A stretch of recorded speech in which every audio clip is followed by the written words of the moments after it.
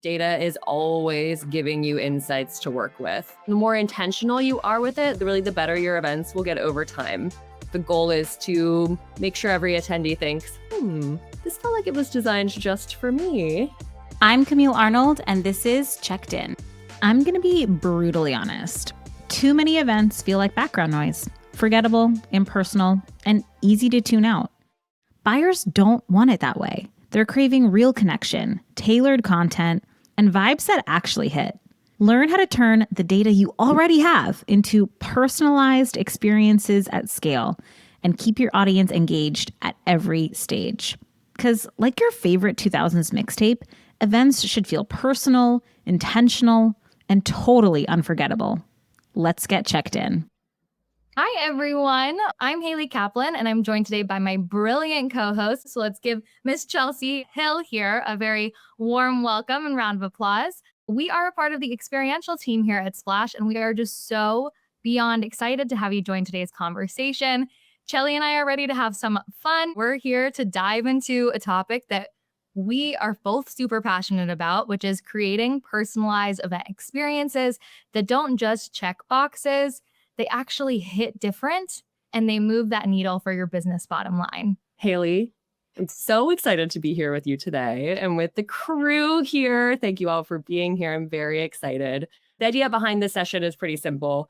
When you think about the best mixtapes, they weren't random. They were personal. Each track was really handpicked for a mood, a moment, a message. So whether it was for your bestie, a parent, your aunt, or even your crush, each track really had a purpose. Yeah, they totally did. And your events should feel the same. They should feel intentional, personal, and memorable. And unfortunately today, so many events really kind of feel like background noise, really impersonal and easy to tune out. But buyers are craving, real connection, tailored content, and vibes that actually hit. And so today we're going to talk about how you take data that you already have and turn it into tailored experiences that connect with your audience at every single stage of the funnel. We'll talk about why personalization matters, how to do it with your data, practical strategies that you can swipe today to implement in every single stage of your funnel, and how you can do it all without burning out your team. Plus, we're going to share some tools and tech that we absolutely love and how you can prove your personalization efforts are actually working. All right, so we're going to start with the obvious question. Why does personalization matter? And it's tempting to treat your events like a kind of one-size-fits-all experience with the same format, same messaging, same post-event email and communications, but that doesn't really fly anymore. As we mentioned, the buyer and honestly, the marketing landscape as a whole has really shifted dramatically and drastically over the last few years. On average today, it takes around 30 touch points to move a buyer through their buying journey. And today's buyers want to do a lot of their own research, and a lot of people don't want to talk to a sales rep until they're ready to make that buying purchase. They're coming to your events already armed with information, comparisons, and specific questions that they want to know.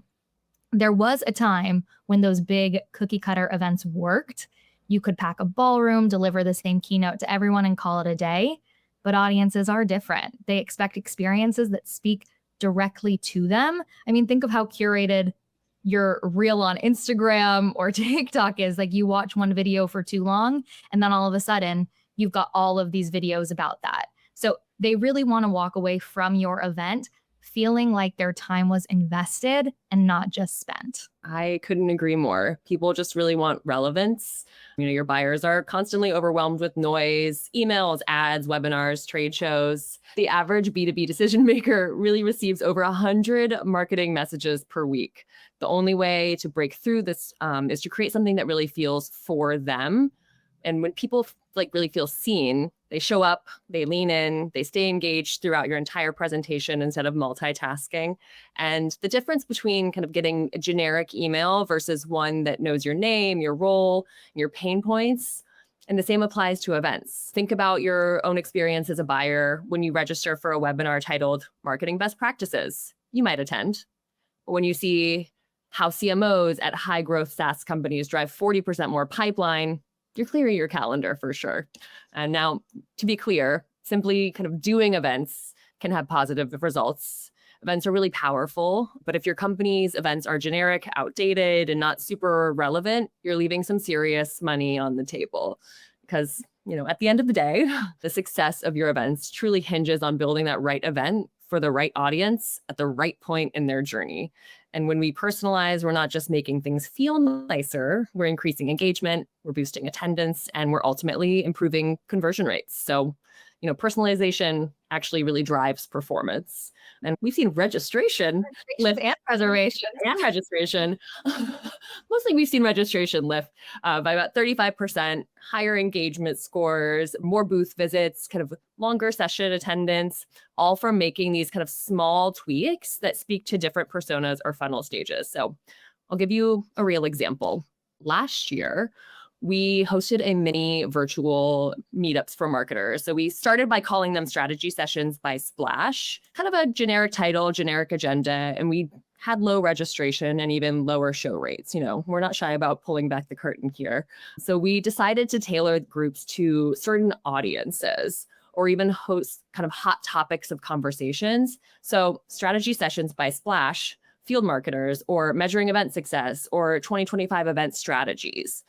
The same event, the same structure, but the messaging and the discussion questions were really tailored to the specific audiences.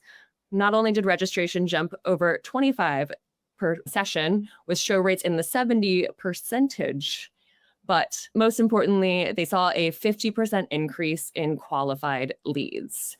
So personalization just doesn't mean major lifts or complete overhauls. Sometimes it's just naming the right problem. Oh my God, totally. Exactly. And that was like one of my favorite comeback stories of our event programs in the last year. It was just adding that extra touch of personalization and seeing the increase in numbers, reg, show rate, all of the above. But to do this effectively and name the right problem, you kind of need some data. And the good news about hosting events and doing events in your strategy is that you have so much information at your fingertips about your audience and your buyers. And with the increase today in cookieless marketing tactics and privacy regulations and just tightening on that front, events really have emerged. They've always been there, but now they really are one of the only marketing tactics today where buyers willingly hand over that first party data. So registration details, engagement signals, polling responses, chat interactions, session attendance patterns, even post-event feedback survey. I mean, it is a gold mine of data and insights. But what a lot of people miss with this data is they collect it, but then they don't do anything with it. We do that sometimes too. And it just kind of sits in a spreadsheet or gets exported from your post-event report, and then it just kind of dies. And you don't touch it ever again. And the real opportunity here is to use that data that you have to create better experiences in real time and for future events. When someone spends 20 minutes in your pricing breakout session, but then skips your product overview, that tells you something about where they are in their buying journey. They know about your product and they're interested in learning more about pricing. The challenge is often knowing how to use the data you have in ways that scale without burning out your team. Because everyone's busy. We've got a lot going on. You can't manually do this every single time and customize every touch point and get through all the data. So how can you do this in a scalable way and create smart segments and systematic approaches that make personalization feel effortless at scale? That's what we're going to dive into next, kind of the practical frameworks for making it happen without adding crazy complexity to your workflow. Should we get into the good stuff? Let's get into the good stuff. That's the data. Let's get into the data. Event data is your best friend when it comes to personalization. And we're not just talking about vanity metrics like registration numbers or open rates. We're really talking about the kind of data that helps you design an experience that feels custom made. And the good news is you're probably already collecting most of what you need. The challenge here is knowing which data points actually matter and how to turn those data points into action. And that data starts way before the event even kicks off. How exactly? With registration data, like I kind of mentioned before, all of those things of job title, where they're coming from, role, company size, previous attendance, insights into questions that you ask on the registration form. This is the biggest chunk of data that you can get from someone, because when someone signs up, they're giving you all sorts of useful information. But you collect this data at registration, and then you treat everyone the same once they're in the door, which is kind of where a missed opportunity is. Yes, 100%. Just knowing a job title and your ICP you're trying to engage can really change the entire experience. So, let's say you see someone register as a VP of marketing from a mid-sized SaaS company. It tells you a lot. You can tailor their pre-event email journey to focus on common pain points or career enhancements. And sometimes it's even just a matter of tone. You wouldn't send the same messaging to a sales enablement lead as you would to like an IT director, for example. One wants pipeline, the other wants process. So just knowing that up front lets you really create two totally different tracks without doubling your workload.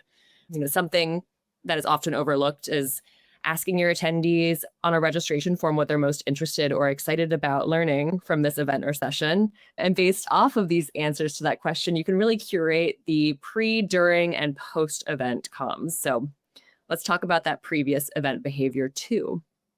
This is gold if you track it properly. Someone who attended your last 3 webinars but never requested a demo might need a different approach than a first-time attendee who immediately books a call. That could not be more true. And there's just so much that gets into that first-party data from when someone registers for an event. And then there's also this whole aspect of like behavioral data. You've got all of this information before the event, and now we're at the event, we were looking at data, and let's dive into that behavior. So who clicked on what sessions they registered for, whether or not they participated in polls, visited booths, asked questions, and so on. This is kind of where it gets interesting because you start to see patterns in your attendees and you're seeing it in real time. If someone registers for 3 different sessions about customer retention, they're probably dealing with churn issues. And if they spend time in pricing discussions, like we mentioned before, but they skip the product demos, they're probably further along in their evaluation process. Think of it like someone curating their own mixtape without really realizing it. They're giving you your signals, what they care about, what they would tend to skip, or what they would like stay for or put on repeat, if you will. Your job is to really build this curated mixtape. So here's kind of a tactical way to use this. Create dynamic follow-up sequences based on engagement patterns. And if someone attended your advanced analytics session, for example, and downloaded a related resource, your follow-up shouldn't be a generic thanks for attending email. It might be much better served to be, since you're diving deep into analytics, here are 3 advanced playbooks our other analytics leaders have found really valuable. You can send a curated recap plus a few other resources that they might like based on their attendee behavior. Yeah, and we actually recently implemented something like this at our presence for trade shows and conferences for third-party events. When we are sponsoring a booth, you get like 200 plus leads and scans. And after a week after event, you just get a generic like, hey, thanks for stopping by our booth. Here's a link to a demo. But we were like, we want to try something different. We obviously have information about the people that we scanned, and there's ways that we can personalize the next phase of their journey where it feels like, hey, we saw you, we met with you, we want to help you solve the challenges you're facing. So we ended up creating 3 different drip email nurture sequences based on job title buckets. So we kind of looked at all of our scans and we said, okay, you either fit into a bucket of a field marketer, marketing ops persona, or marketing generalist. And in our 3 email nurture series that kind of were a week apart, we were able to personalize information that was relevant to those specific audiences from different conversations we had at the booth with that specific ICP. So this is kind of where your event data starts to feel, again, like that mixtape. What they played, what they liked, what they didn't, and kind of going from there. So don't forget engagement cues for data and using that to personalize the next phase of their journey. So whether someone asks a Q&A, drop a comment during a live panel, the people who are engaged are the ones who are going to want to keep engaging and get more touch points, do a bit more follow-up, things like that. Yeah. There's a balance to asking for additional information on registration form to help curate the event, but keeping it short and sweet, but still helpful. And it's a tough balance because you don't want people to feel like they are applying for a passport or something crazy when they come to register for your event. And you do want to keep it short so you don't deter people away. But I think framing different questions that you want to know in a form of like value for them. So like, in order for you to get the most out of the session, what is most relevant to talk about, or something where they feel like they're contributing to the content in your registration form. So if you can get away with just asking name, email, company, title, and then your personal question, or even name, email, and then the question you want them to know, I would maybe try something like that. But I was also thinking, like what we do a lot, I feel like, is a conditional logic, bringing that into your reg forms and not making them all mandatory. If someone has the extra time to provide that additional information, like wants to take the time to do that because they're like us and they're like, oh, I get it. Then these people could probably would love to have some extra information. I always think that's like a really fun, easy way to make the reg form feel shorter. You can require maybe one question and then just leave and then if you can say, you give them the choice, right? Like maybe, do you have time to answer a couple more questions, and then let them choose yes or no and opt in. Does a separate form after registration confirmation make sense as well? Or would you lose retention at that point? And I think it depends on the event and the event experience you're going for. I think if it's and Shelly, I would love to chime in if you also feel a certain way too.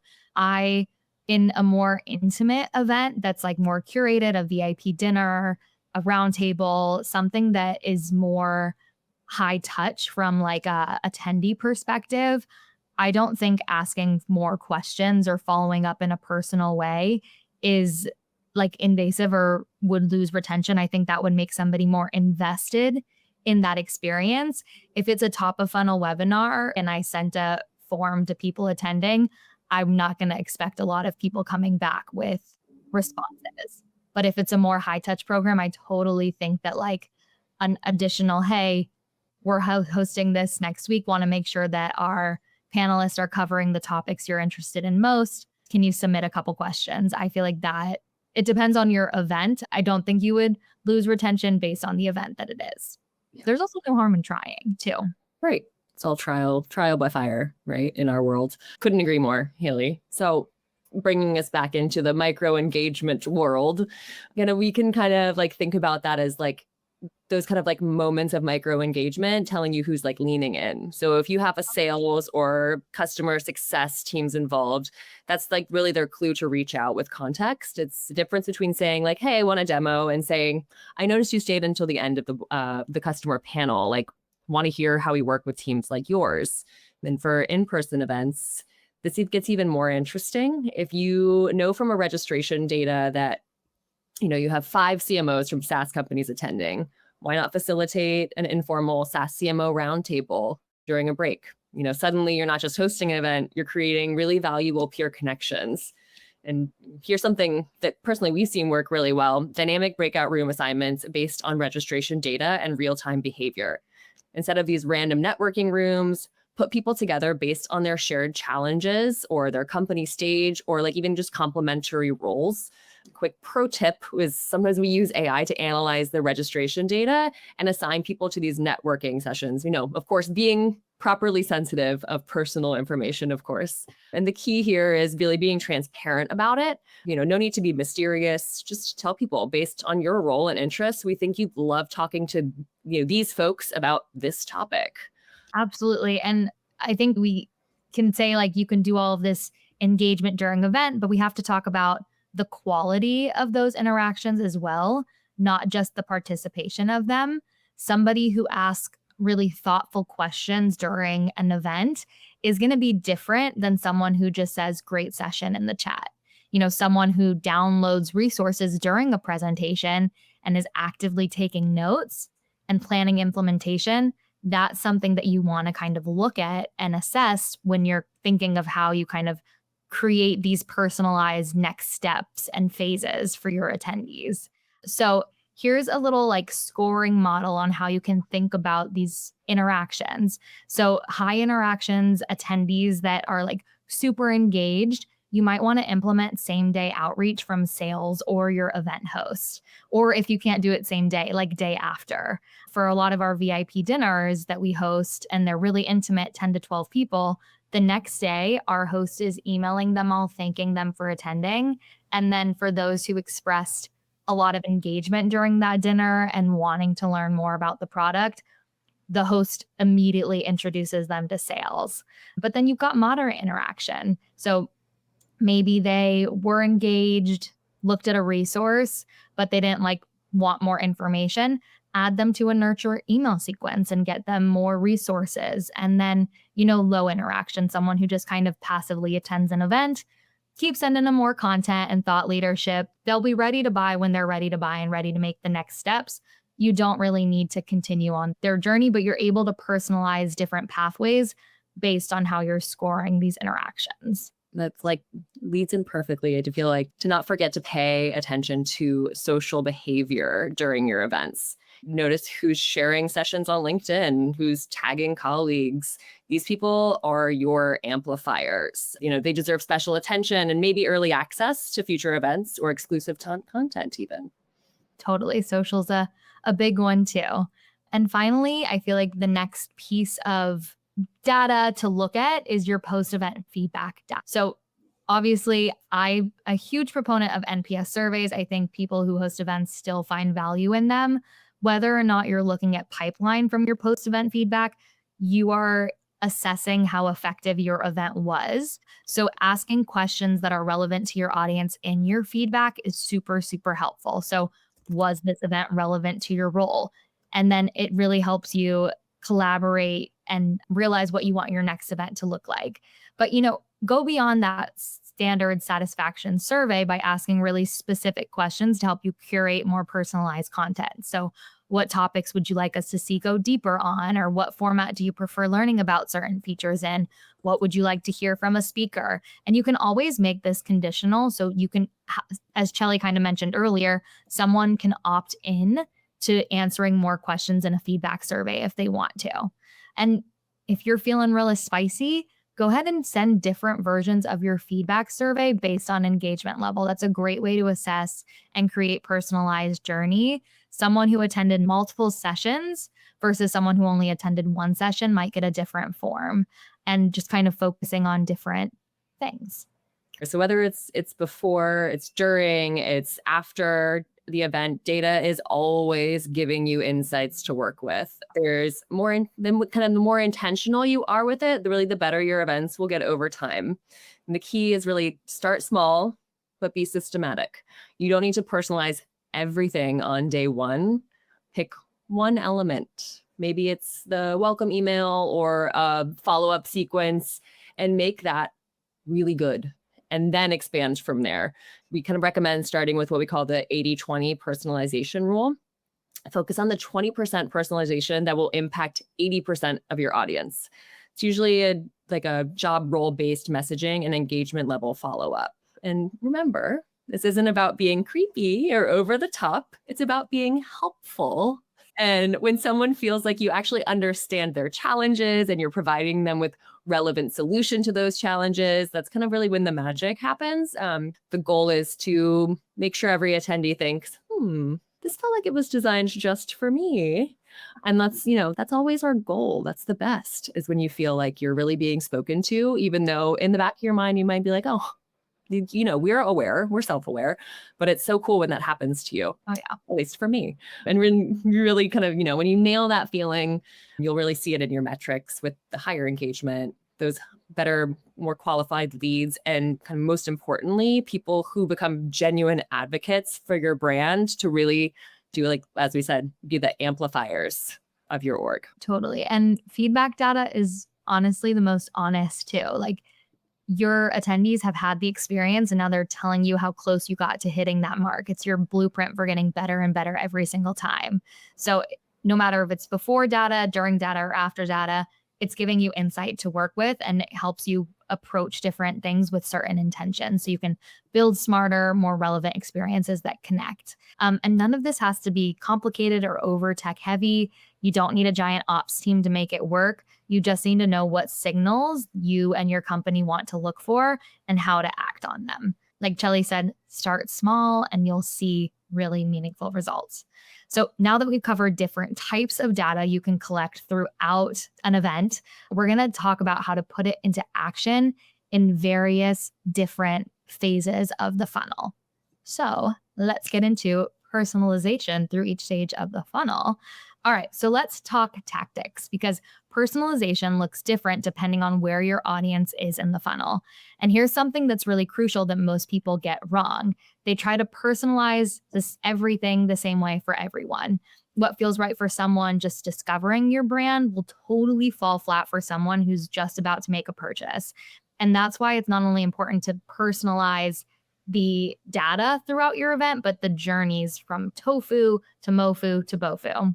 That's the beautiful thing about events and using event-led growth is that they naturally attract people at different funnel stages to the events that are really relevant for them. So we're also start, but at the top with tofu, your top of funnel events. Awesome. So at the top of the funnel, your job is to get people to notice you and think, oh, this might be worth my time. So again, here's that relevance. So relevance at first glance. So when you're trying to personalize things at the top of the funnel, think about things like your invites, ads, landing pages, where segmentation can kind of be your superpower. So say you're targeting different industries, maybe healthcare versus retail, same event, but the hook is a little bit different. For a healthcare, you might lead with compliance-friendly tech innovations, and for retail, customer experiences and real-time analytics. It's not about changing the whole event. It's about changing that front door to get them in the door. You really don't need crazy tools to do this. Even basic segmentation like targeting by role or even geo can make a huge, huge difference. We've used things like location-based subject lines or industry-specific testimonials or even personalized calendar links based on time zones. These really tiny touches make something feel very relevant at a first glance and is great for top of funnel. I might add, Haley and I do love a subject line brainstorm. I'm sure everyone can relate to that, that experience. But, think about like the custom landing pages. Those are game changers. Here at Splash, we love using hubs for certain audiences, personas, or even topics. It not only has like a main CTA to join the event, but then it also gives you the opportunity to link out to relevant resources or other items that someone clicking in to check out the event could find value from. Yeah. And one more other little tofu tactic is teaser content that's hyper relevant. So instead of just using register for our webinar, give people a taste of what they're learning. Like download this playbook beforehand and join us next week to see how to apply this to your specific organization. You've given them immediate value and a reason to attend. So you're planting these seeds for content tracks that they might find at your event. And so that's kind of top of funnel. Now let's move into the middle funnel. So middle of funnel, we're kind of moving into more about nurturing and building trust with your audience. These are people that know they have a problem. They might even know potential solutions that exist, but they're really evaluating their options here. And this is where those personalized breakout tracks really shine. Instead of a one-size-fits-all sessions, think about creating paths based on role, company size, or use case. If someone registered for your pricing session, but skipped the product overview, that tells you they're past the awareness stage. And your follow-up shouldn't be, here's what our product does. It should be, since you're evaluating pricing models, here are 3 advanced strategies from similar companies. It's like Amazon's customers who bought this also bought this, but for events. Oh my gosh, that swindles me every single time. On my cart. I trust them. They have good taste. This must be good too. Here is also something that works really well for those MoFu personalized experiences, curated networking. So don't just throw people into random breakout rooms. Use, again, that registration data that you have to create intentional connections for your audience at this stage. Think about our strategy sessions by Splash, those virtual meetups we mentioned earlier. The content at these was 80% the same, but those conversions and conversations, they were much more targeted and meaningful, leading to deal acceleration and more engagement from the buyers we really wanted to engage with. It's because it felt exclusive. They were incredibly relevant peer insights, and our post-event engagement doubled. People weren't just learning from us. They were learning from peers who are facing identical challenges to them, and the feedback proved it. People who attended those events said things like, this totally tailored to my world. I feel seen. Like I got to meet people that faced the same challenges I did. And usually you might have 1 or 2 customer champions in those middle funnel events that also just kind of speak to the power of your product. that also help build trust with your audience in the middle of the funnel. We did this at our recent Splash in the City event, which is an in-person event. In our registration form, we asked our registrants to select 3 topics that they were most interested in discussing with their peers. And based on their responses, we plopped it into AI and we were like, hey, can you help us curate groups based on what these people want to talk about? And we were able to group our attendees into specific discussion groups based on what they wanted to talk about most. And it just really made for such an impactful event, especially for those who we were engaging in the middle of the funnel. It makes me think of one of our other programs, Haley, for something that's like a little more like kind of like casual and relaxed. We often use the data that we collect from the reg form, like questions or things that you're dealing with or want to talk about with your peers, to create conversation cards that just live on like tables. So it's like they're mixed bag with ones that are relevant to kind of work life, but then there's also some personal networking questions in there and just conversation starters. And we've had really great feedback on that being a really effective tool for kind of creating these natural connections based on literally exactly what people are wanting to talk about in kind of like more relaxed setting. So shall we talk bottom of funnel? I think we should talk bottom of funnel. Let's do it. So here we are at the BOFU. This is where we see too many teams drop the ball. People are warmed up. They've been to a couple events. Maybe they've engaged with your content. They're evaluating. You don't want to lose them with a generic follow-up. So these people don't need to be convinced that they have a problem. They need to be convinced that you're the right solution and that the implementation will be really worth the effort. Yeah, folks in this stage want to know that you are the right platform for them. They really want to see case studies, talk to current users, explore how your product would move the needle for their organization. So you really want to create and share event content at this level that directly addresses those common objections or even comparison points. So hosting like a little roundtable or a webinar, why companies choose us over insert competitor. These kinds of sessions and case studies really highlight the differences that make your product stand out. And you can be direct about it. People at this stage truly do appreciate honest comparisons rather than generic positioning because they want to know what they're getting into. Yeah, they've done their research. They know the things, we can be direct here. So kind of a tactical bottom of funnel strategy is for the post-event custom demos. Really, like instead of these generic walkthroughs, create demos using the prospect's actual data or use case scenarios they mentioned during the event itself. Yeah, we would actually do this here at Splash sometimes. We had custom ROI strategy sessions with the experiential team for those really top later stage prospects. So our sales team would take information and they shared them with us about these prospects, their, event strategy, their current tools, and their specific challenges. And we would have a 30 to 45-minute curated strategy session to help this prospect understand and see exactly how our solution could help them by showing them real examples and strategizing ideas together. And the close rate for those top prospects ended up being 3 times higher than any other of the other ones who did not have that demo. So really the key to this is having the right systems in place to track and act on those signals that your attendees are giving you. Yes. And with all this information, please remember, you don't need to implement everything all at once. Pick one funnel stage, maybe the one where you have the most people or the biggest opportunity, and focus on making that experience really personalized. Then expand from there. The goal here is to make every person feel like they're getting exactly what they need when they need it, based on where they are in their buying journey. And I know what a lot of you are thinking. Sounds great, but how do we actually execute this without my team totally burning out? So let's talk about the tech and systems that make personalization scalable.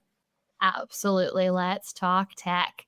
So how do we do this at scale? And the biggest way and mistake I see companies make is trying to personalize everything manually by creating a separate event page build for different personas or individual emails and unique landing pages and all of that. And that is great, but it's also a recipe for burnout. So the key to making your tools work together is finding tech that is built for scale.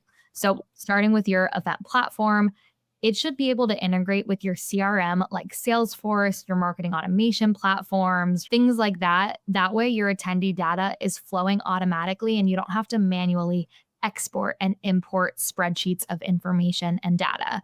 You want your systems to be integrated so that when someone registers for an event, like you did today in Splash, your profile automatically updates in our CRM with event interest tags, and then we can set up triggers on our side that map certain behaviors to certain drips or email segments, and you can set those up straight in your event tech, kind of like we do here at Splash. Plus, when your systems are integrated, when your attendee statuses change, they should show up directly in your CRM so you can immediately action on those who attended or those who no-showed. And that really enables your sales team to get involved and moves the needle on getting them through their buying stages. And the result is completely automated and scalable workflows. You can get amazing results when you get event tech that focuses on integration rather than a lot of different like bells and whistles. Yes. And, I know that we said that personalization is our bestie, but we also have another bestie, and that's automation. You use dynamic content in email so you can create one template that automatically shows different content based on the recipient's data. For example, instead of creating separate thank you for attending emails for different personas, create one email with dynamic sections or tags. So it's the same email template, but a personalized experience. Something you can also do is build ideal workflows that adjust just based on behavior. If someone downloads your pricing guide during the event, automatically add them to a high intent nurture sequence. If they skip the product demo and attend the industry panel, tag them as early stage and route them differently. Yeah, and here is a specific workflow example that's worked really well. It's called the engagement ladder. So when someone registers, they get a role-specific pre-event content. So field marketer registers for our event, they get a field marketer's guide to events or whatever it is. Then level 2, they attend your event. So you do a behavior-based follow-up resource. So based on what they did during that event, if they were engaged, if they were not, send them a relevant follow-up resource. And then level 3, engage during the event. So again, were they involved in polls, Q&A, chat? Did they ask specific questions about the product? If they did, let sales get notified and have a personal outreach being sent. And then finally, if they do request a specific action during your event, like they click on that demo link we shared, or they say, oh, I'm interested in learning more, that's when you get them immediately in touch with a sales rep and send them custom materials to move them along. Each level kind of should be triggered automatically based on actions, and there should be no manual work required when you have automations that do this. It's really great to also use scoring models to also assess different levels of engagement with your tech and tools. If you assign scores based on event interactions, you can automate next steps like sending a sales alert or routing someone into a new nurture track. This is diving into kind of something a little more than our pay grade, which is diving into how your organization looks and assesses, MQLs versus SQLs and how you move someone along in their buying journey. But just here's one example of how you can look at attendee data to decide what type of engagement or personalized mixtape this buyer needs to move forward in their journey. For example, a sample scoring menu. As you can see, if someone registers for an event, that's 10 points. If they attend a session, 15. If they download a resource, 20. If they participate, that's 5 points. Question about the product, 25 points. And immediate demo request, 50 points. When someone hits 80 points, it should trigger that sales alert. When they hit 100 points, it creates a task for immediate follow-up with their specific engagement or history attached. This is not something that you want to do in a silo. This is obviously something that you should discuss with your revenue team and your MarOps team to make sure that this type of automation and scoring model is something that you can implement. But again, it comes from attendee data that you get from different personalized journeys and how you can continue that through. Yeah. And the trick, really, the goal, I guess, is to build once and then personalize in layers. So you don't need 15 versions of your event. You just need a smart structure that's able to adapt. You think of it like a choose your own adventure book, like a little Goosebumps shout out. Same foundation, different paths based on choices and characteristics. So here's my practical advice for getting started. Audit your current tech stack first. What tools do you already have? What integrations are possible within those tools? What can I do with what I already have? And then go from there. Don't be afraid to talk to your peers, understand how they're using their tech to scale and personalize their buyer's journey and event experiences. Exactly, Chelly. All right, so we have reached our last little kind of section of content, which is measurement. As you can see, we've kind of slowly brought in measurement throughout today's conversation. But if you're going to invest time and resources into personalized attendee journeys and things like that, you want to prove that it's worth it. All of that work that you're doing is worth it. And honestly, a lot of personalization efforts fall apart here. People get really excited about creating these experiences, but they forget to measure whether or not they're actually working. So start with those engagement metrics, but be specific about what you're measuring. Don't just look at overall session attendance, break it down by segment. Are your personalized email subject lines getting higher open rates? Are role-specific landing pages converting better? Are people staying longer in sessions that were customized for their persona? Track session attendance, time spent, poll participation, content downloads, chat engagement, but compare personalized segments against your generic baseline.